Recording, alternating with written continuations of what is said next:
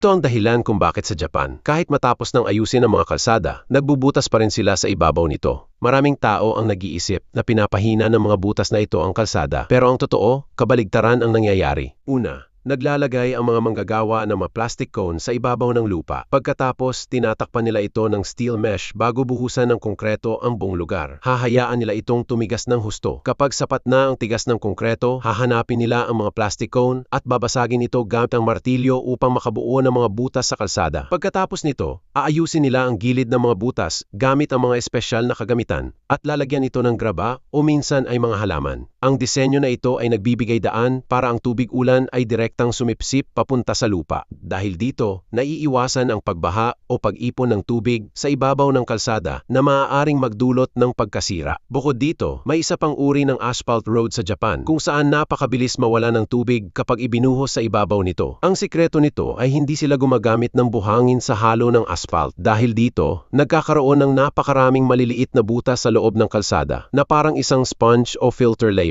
Sa ilalim naman nito ay may mga patong-patong na layers at drainage channels. Kaya kapag umuulan, mabilis na sumisipsip ang tubig sa ibabaw ng kalsada at agad itong dumadaloy pababa papunta sa sewer system para sa maayos na drainage. Salamat sa panonood. Comment na kung taga saan ka, baka ikaw na ang pinakamalayo o pinakamalapit na viewer namin.